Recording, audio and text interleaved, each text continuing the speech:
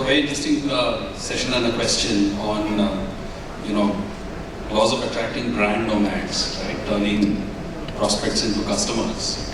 But before I have a distinguished panel of CMOs here in the evening, and I couldn't wait but to start this session with a quote from the sage of modern marketing, Philip Kotler. So he said the art of marketing is the act of brand building, right? And if you're not a brand, you're a commodity, and then price is everything, and the low-cost producer is the only winner. So therefore, brands and iconic brands are extremely important. And what I have as my distinguished panel, and they have an envious task of therefore converting their companies into very high-value marketing machines, but of course balancing the challenges of multi-channel, balancing costs, etc. So we hope to share some relevant and very exciting insights with all of you. So let me start this with Somasree, right? And we spoke a lot about the consumer, so I'm starting with you. So today, obviously, we are like the fifth largest economy. Consumption is the heart of our growth. And if I start with the consumer aspects of it, the consumer is truly omni-channel today.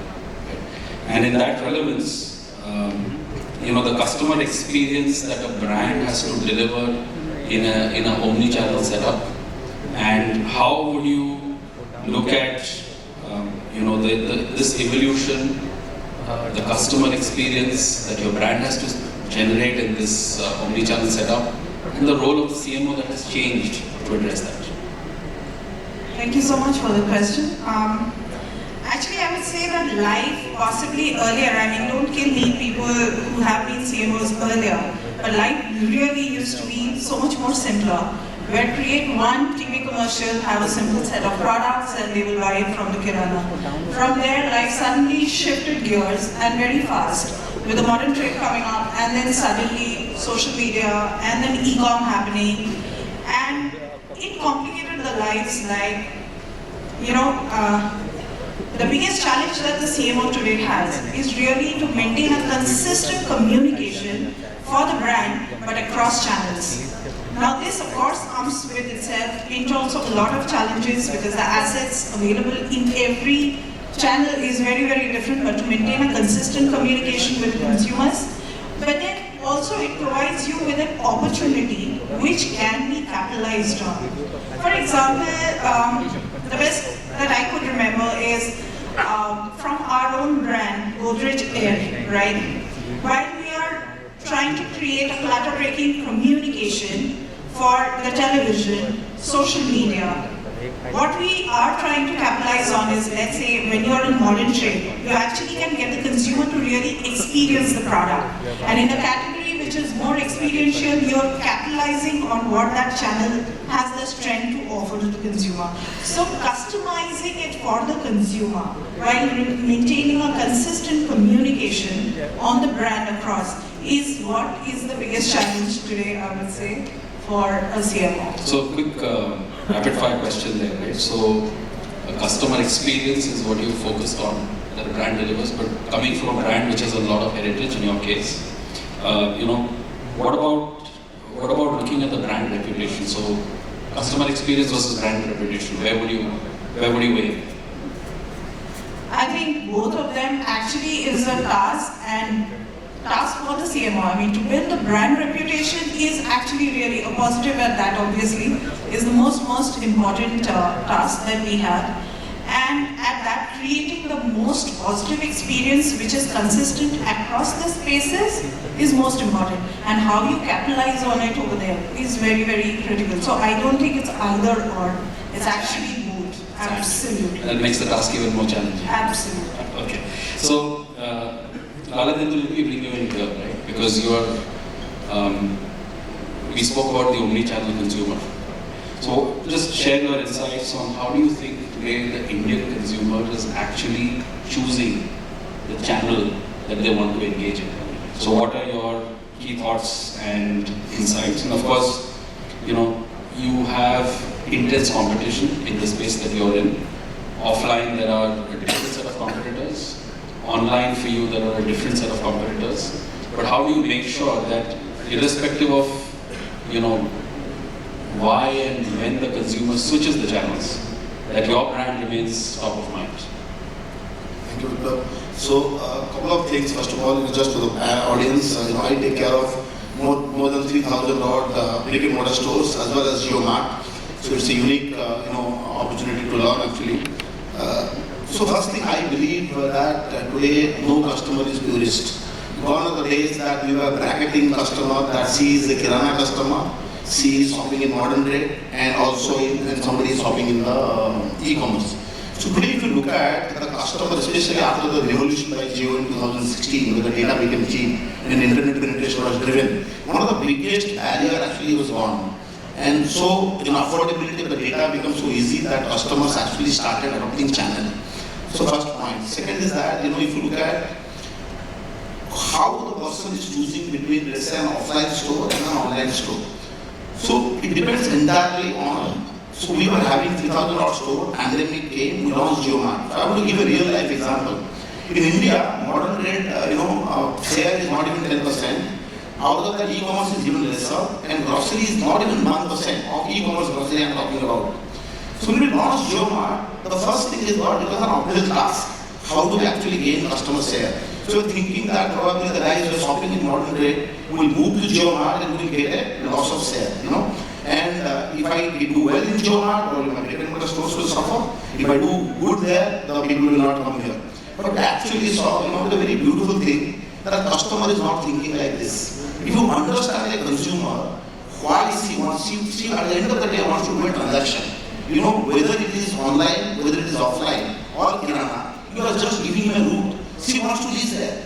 You should understand the pain point, you should understand the barrier, and if you mitigate the barrier, there will be channel adoption. So I'll give an example here. People were thinking consumer is doing a trade-off. So when an e-commerce player, before we came into existence, in we were the last gentlemen, we were the last to enter into the space. So everybody was selling an MRP. So you want the convenience of e-commerce? I will not be giving you the discounts. You want to go to brick-and-mortar store, you will get a discount, but then you are not having that convenience because predominantly e-commerce has assumed as something very convenient. We said, no, we will not do that. So we started with the first guys, we said, customer is looking for savings. So let us break the barrier, bring everything below MRP with a minimum 5% discount. Whenever she shops for 14.99, we will give a 9 rupees saving. And we were true to our pricing strategy, what we were talking in the beginning, So the customer saw whether I go to offline, go to online and getting the same price. Now still she may go to offline store because not only for convenience, some people love to personally dabble with the product, that experience of shopping in the offline store. But she is now hard pressed for that, so she will go for online store. What we saw very interestingly, it is not completely, black and white. The same customer who is shopping in our offline store also when they were exposed to GeoMart, they shop there. And eventually we got 40% more ARPU from the same customer by exposing them to both the channel. So what is important is that today every business has to go for omni-channel or multiple channel need to be built by the brands, by the businesses if you want to actually survive and sustain. If you are only dependent on one channel of distribution, then you are actually getting away. So that's what I would say from my understanding. So from your point of view, when a consumer is selling, right? So like I asked you that, the consumer is an omni-channel consumer, you are offering multiple channels, but your competition is actually varying. Absolutely. But how do you make sure that, you remain the brand of choice of performance? Is that loyalty or what is it that binds that? So one of the biggest advantages we had actually, we were in the business of grocery for 16 years. We started Reliance retail way back in 2006. So when we came into e-commerce, we might be late, but we had tons of data with us. We knew very clearly in which catchment. Suppose I am in Hakover, there is Gujaratis in Bombay. I am selling Mumbai. There's a lot of my customers are there. Okay, so whether it is an offline or online, looking at the data, we completely curated our assortment. Even in a city like Mumbai, we are not having only products family brand, what is typically Marathi customer looking for. Understanding that data helped us start sharply target the customer with an exact offering in right time with the right price, which actually, so our database of 15 years past party data dramatically helped us actually get the upper hand. Point number one. The second thing, very quickly, I will say is that, you don't think that somebody else is very big or a fast mover advantage, that's why he's an advantage, like you said, some of the entrants. They were selling an MRP. They were not having, free home delivery. So customers, one of the biggest pain point is that, see, maybe buying an MRP is happy, but when she pays for delivery charges, is very upset. So the first time you said you order one item, we will deliver for free. Now these were the differentiator when we brought in, apart from the rest of the things, which clearly made us give a very good understanding. So I think that if you understand your consumer, the pain points, what are the barriers, and also as a marketing team, you know what triggers channel adoption, and you are very focused, then you will be definitely able to bring that edge to your brand. Perfect, lovely. Supratik, let me bring you in here, right? So essentially we've seen a lot of pharma and healthcare companies, right, splitting up their portfolio because they want to focus purely on consumer healthcare in many ways, and pharma division wants to focus on it in different ways. In your view, is this a purpose-led strategy, number one? And do you think that this will help with the brand nomads? Will it help address, bring in consumers who are really fluctuating, running around? Will they help with creating a stronger brand proposition for brand nomads? And in your views on the same line, if that is a yes, would like to know if marketing is really changing given this set of creation within the pharma and the consumer life healthcare space. Hi. Thank you and good evening to everybody. You started with Philip Kotler quote. I think be it Philip Kotler, be it David Arthur, be it Theodore, be it Michael Porter. I think between 2020 to 2022, whatever we saw, no strategy guru, no management guru could prepare us for that. Okay. So there is a tectonic shift happened in those 2 years in terms of how consumer behave, how consumer does the journey map in terms of purchasing and selecting. I would not delve into a brand specific or a company specific. I'll keep it a little bit general. So classical marketing tells you that there is a funnel through which a consumer takes the journey map. Like you start with a brand consideration set of 5 brands, then you come down to 3, and then finally select one brand. So it's a deductive process, it's a funnel which we all marketers love. That where my brand is in that funnel.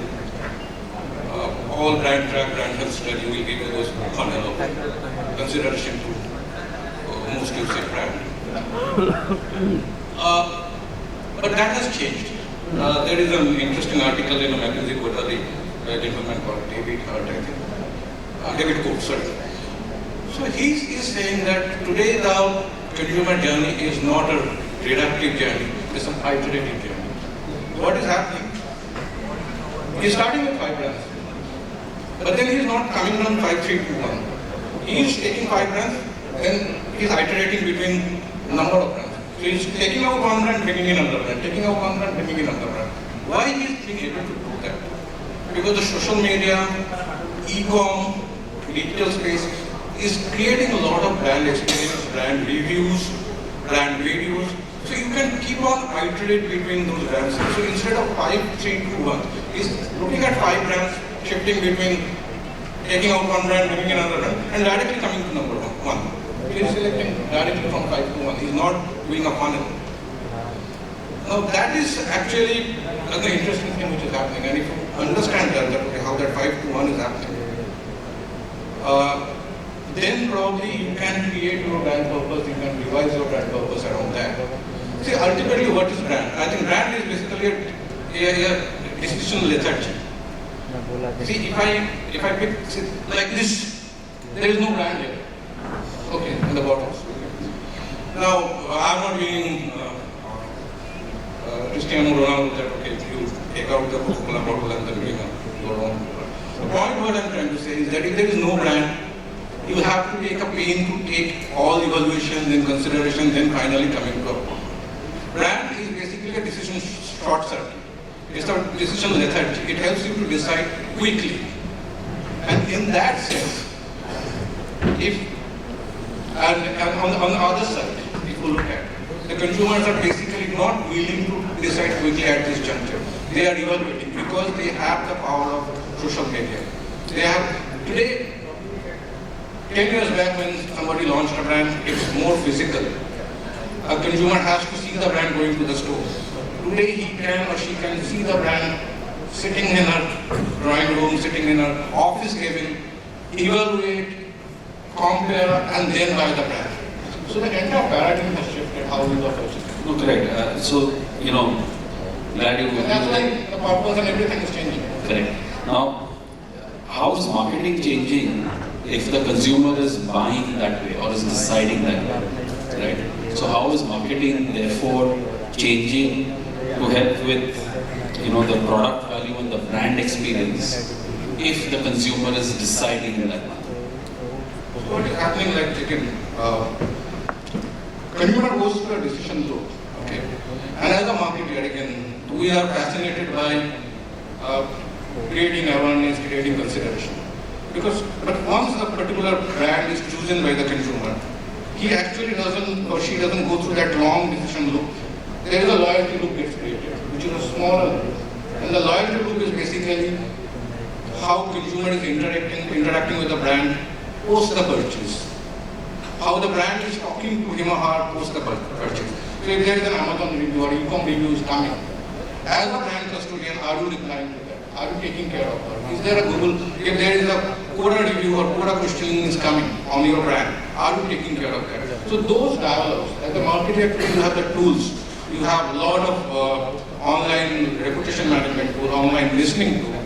You deploy them and you understand that, okay, what consumer sentiments are around brand. You take care of them, you create a dialogue with them, and that's why you will be able to hold on to it. So you, instead of going through the entire decision loop repeatedly, and again I'm saying that we are fascinated by creating awareness, but if we put more money, more focus on creating that loyalty loop, probably that's more meaningful. Nice. So let's shift gears a little bit. Wilson, let me bring you in, right, on the business to business side of things. Yeah? Because a lot of this discussion is around the consumer. So what would be great for you to share with our audience is what does it take, because you also come from Tata Steel, which is an iconic brand. What does it take for an iconic brand like Tata's to remain in the B2B space? Because the B2B space, there is very sophisticated, price discoveries, there's a quality and a quantity or a capacity balancing elements which are all in play because your buyer is a very sophisticated buyer at the end that you see. So do you see this B2B space actually evolving for you, or it is the way it has remained for many years? That would be one question out of it. And if so, if it is evolving, how has the CMO role therefore evolved to keep up with it? So, we just heard brand is a short circuit in decision making. I'll just pick up from there. So, but here I think the scrutiny is very stringent in a B2B domain. So, one of the I think most important thing that we have clinged on to is in terms of value creation for customers. It's very, very important that we kind of create a shared destiny with our customers. And one of the basic approaches in customer value management that we have done is, because a B2B setup is a buying center, and which has many players out there. One of the things that we turned around very quickly and which we continue to do is in terms of how to bring in cross functionality which across organization on one table, where you have from the buying center you have the R&D people, the design people, the procurement people, operations, finance, etc. And similarly mirroring it from the supply side also. And there we work together in terms of ideation and how we can make and create value for the customer. So this thing has been there with us in terms of creating value for the customer. And there are a lot of promises that there are made, there are a lot of value proposition that is made, a lot of offers that are made, and this is delivered through this process. And I think increasingly, in B2C, where there were segments, and then today you see every customer is a segment, N is equal to 1. Slowly in the B2B domain also, from segments we have moved into micro segments, and from micro segments we are moving into each customer as a unique segment. And this is being helped largely because of digital which is coming in. So while in B2B, as I said, it's a rational buying, but I think in the buying center and the supply center there are people, and each of them are consumers, and each of them are influenced by various industries for their different kinds of needs. So those influences have also started coming into the B2B space. And for example, consumer experience is becoming very important, convenience is becoming very important, even in the B2B space. But I think it is rendering more opportunities for the B2B marketing team, because whatever is happening in the B2B space as a brand building opportunity, I think it is giving us more opportunity in the B2B space also. Thank you. So, Vishal, B2B, B2C, let me bring you in, right? So you are, financial services has always been very digital. You compete both in the B2B and in the B2C space. And if you are, of course there is domestic and multinational brands that are present in the same business as you are, right? So if you can share some key insights on your journey to create a iconic brand, because you're the youngest brand, at least in this panel. But if there was ever a thought that when there are giants around, you cannot create a brand, I think you stand in a flag bearer for that. So if you can share insights on what it takes to do that, number one, and number two, that how does it translate, or what is a differentiated customer experience that you need to provide as a CMO to make sure that brand continues to nurture and grow? Thank you, Pallab. So, just for the audience, I look at the marketing and brand at HDFC Life Insurance. So, just a bit of history on that.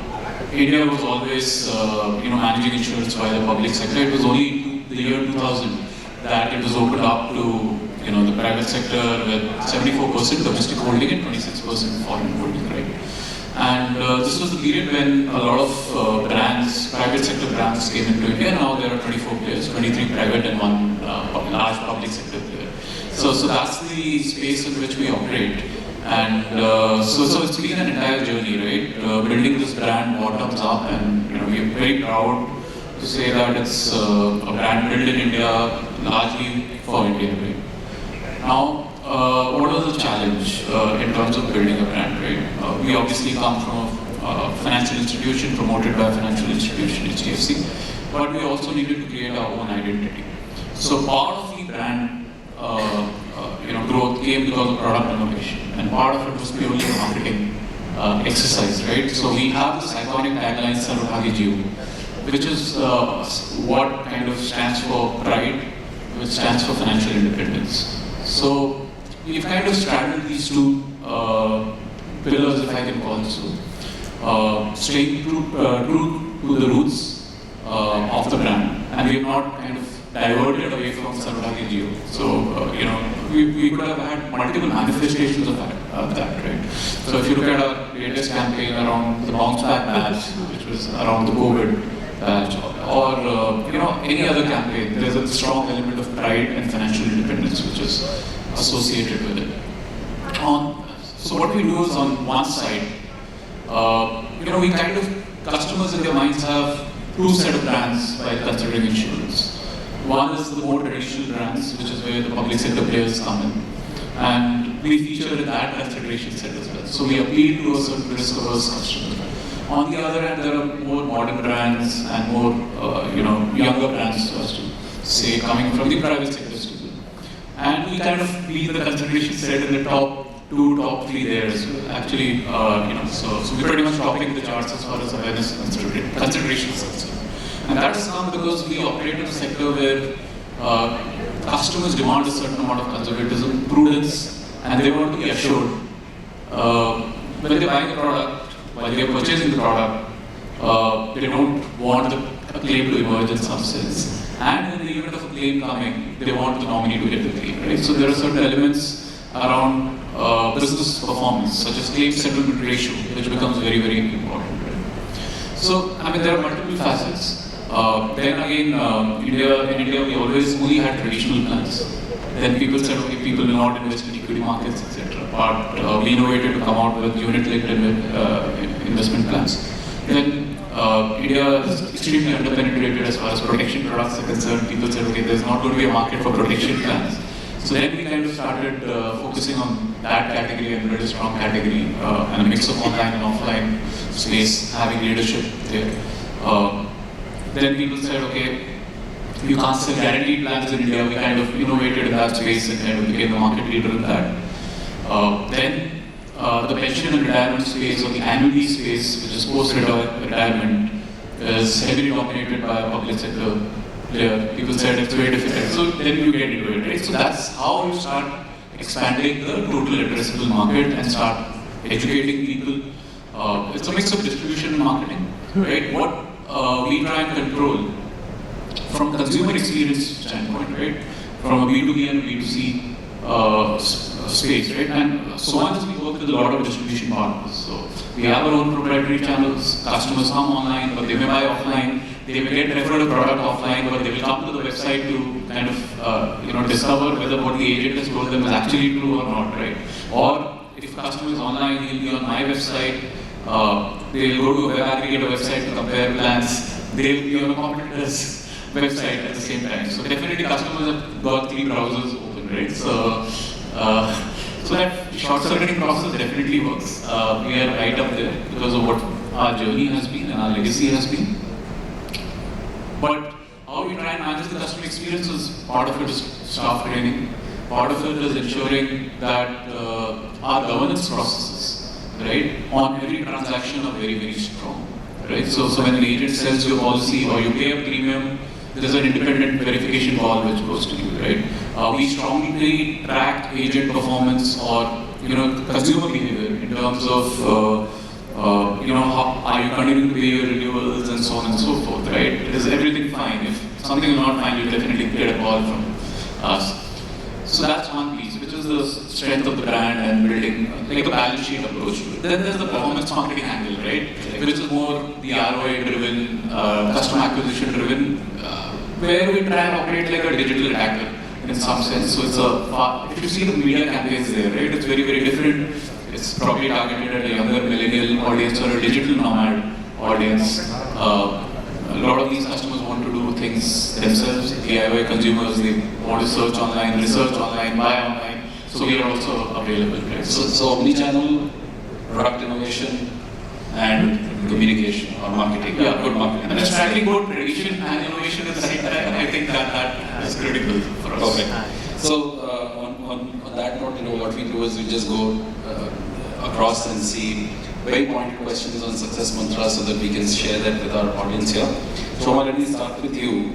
If you're looking at what we heard, there is obviously channel proliferation, a lot of communications everywhere around. So how do you balance thoughtful and scalable brand communications, because it is across, along with what is the requirement for performance and keeping the financials in check and control? What are your 3 quick learnings that you can share with everybody here? So one thing that has also got thrown up, and which I think also a lot of the panelists pointed out, is there is a lot of data and insights which is available because of the first party data collection or from the other channels. And hence analyzing the data, looking into the insights from the channels, cross-channel insight mining is what is important. And hence also deciding where does the brand really get the maximum ROI. For example, if I look at a highly penetrated category, like let's say for Godrej, soaps, synthol is in a highly penetrated category. Where do I get the maximum ROI? Is it the cosmetics or kirana, or is it, let's say, e-com? So accordingly make those choices. Similarly, there are choices we make in terms of building communication. Communication cannot be that you make one communication and then, use edits of that and use it in other like make it easy and run it as a digital. Doesn't work like that. So one has to ensure that the communication is customized to the channel without losing the consistency of the brand communication per se. So broadly, these would be what would be there, and then capitalize on what the channel offers to you and what the consumer needs over there.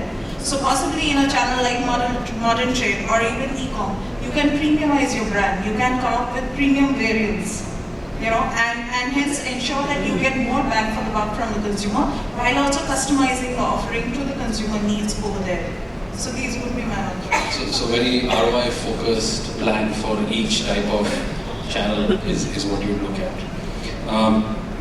Lalatendu, let me just bring you in here, right? Because we're talking about channels. Now, your key insights of ensuring that your brand promise of that channel is consistent, irrespective of whichever channel, offline or online, that a consumer has chosen. What are your 3 key insights of how do you manage that effectively? See, we are a value grocery retailer, okay? At the core of our offering is that we are very true to the consumer and we don't do any gimmick.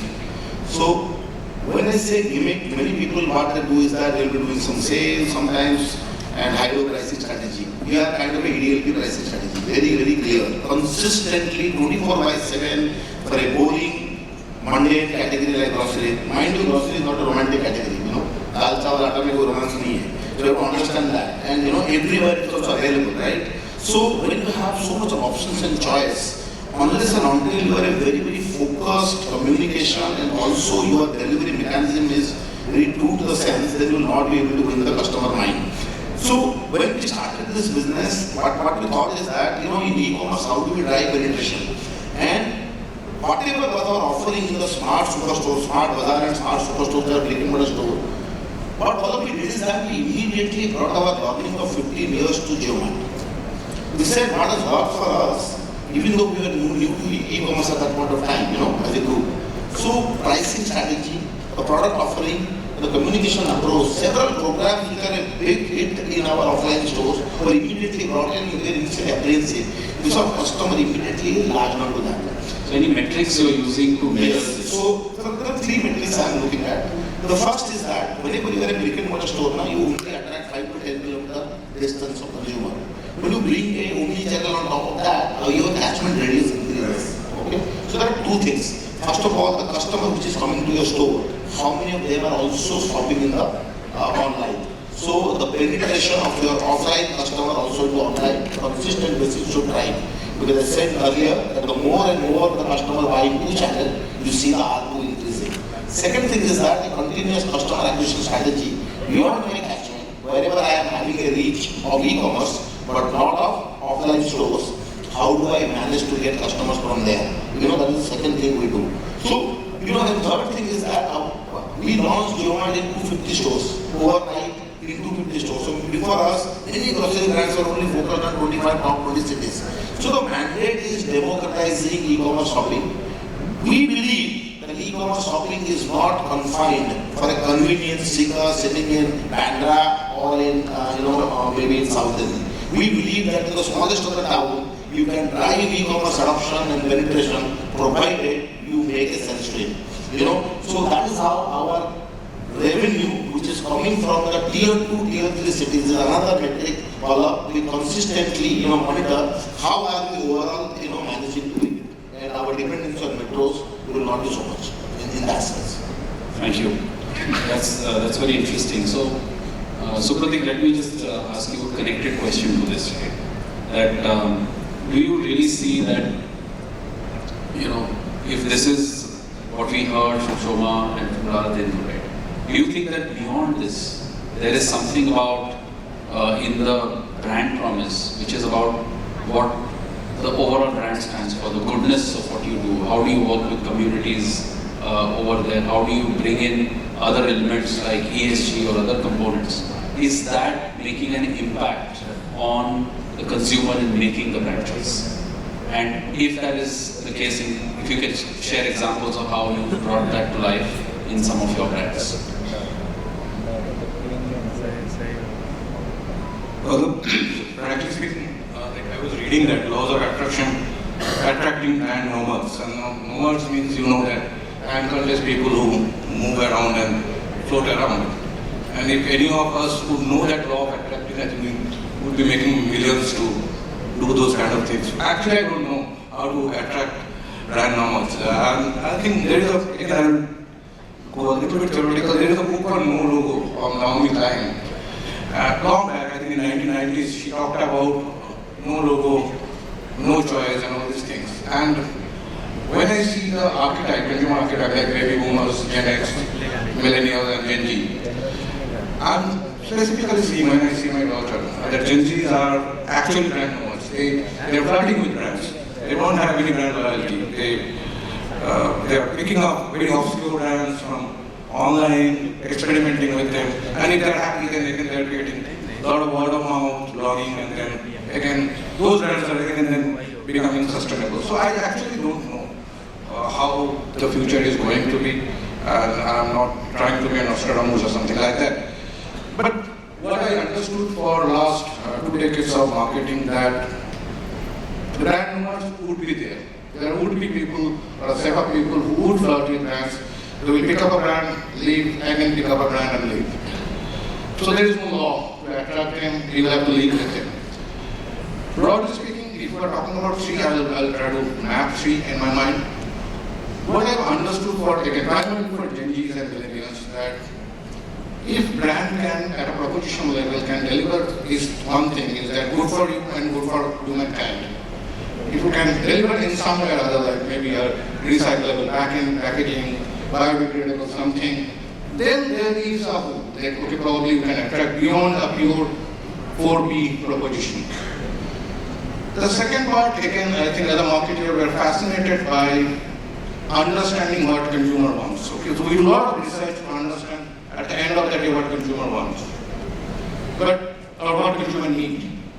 But we do very few deep understanding to understand that what you need to know when consumer need to buy what he needs to know. Am I clear? Okay, I'll just repeat. You need to know what consumer need to do when he or she is buying a particular product. So the journey, again I am coming back to the journey, that loop is very important. We devise a product, okay, this product, this is the attributes, this is the, you can do a multi-dimensional scaling and okay, this is the proper positioning and these are the two axes, okay, this is the product. But how a consumer will reach and navigate through a competitive landscape to that product, we do very little research. So I think one is to deep dive into that, that is the second point. And the third point, I think, the line of e-commerce here.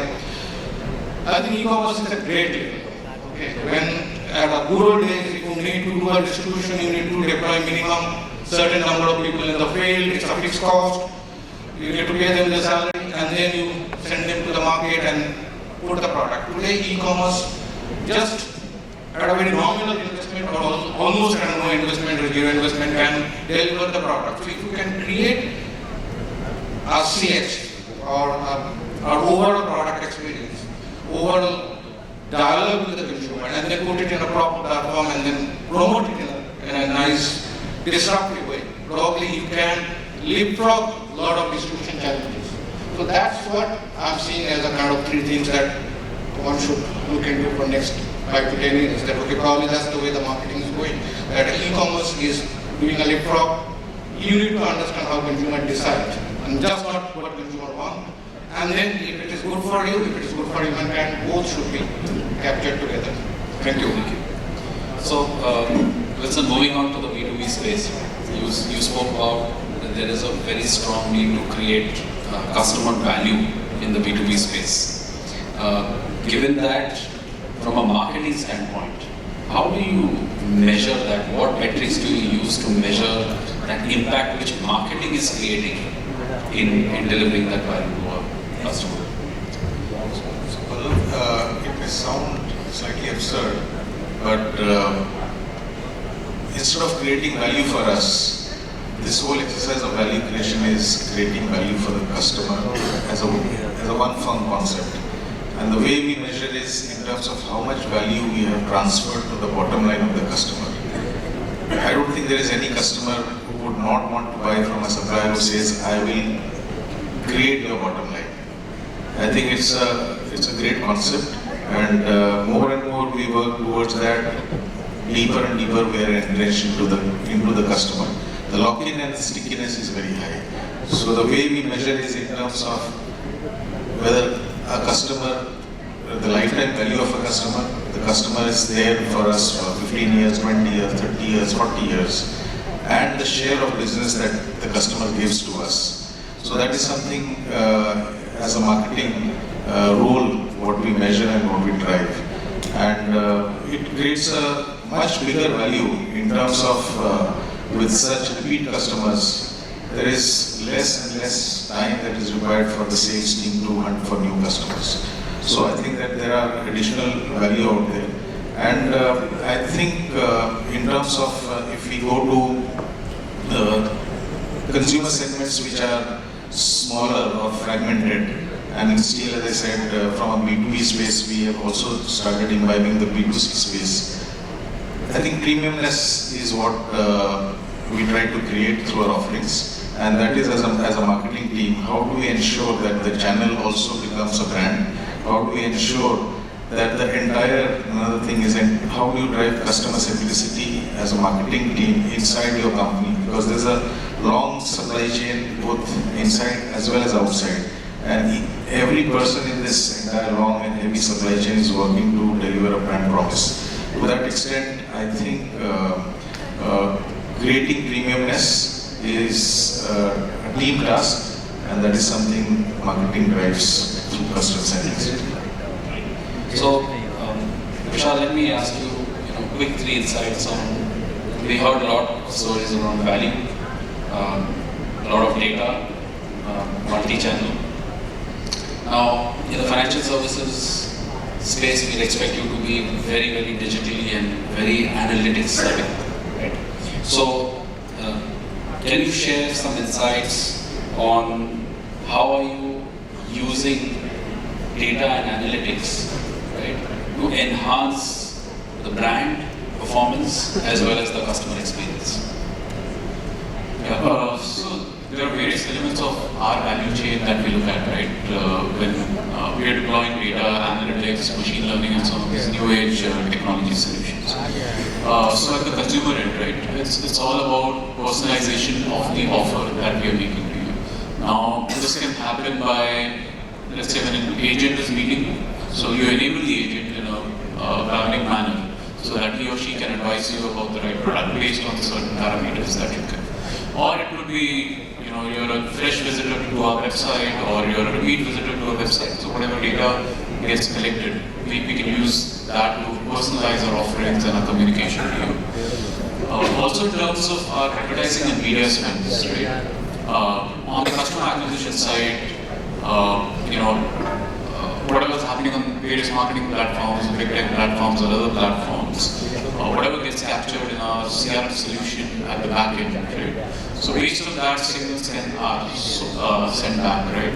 Or whatever we do as a company, some of those personas get created and lookalike marketing and all of that can be done. So that is how technology enables and brings down the cost of customer acquisition.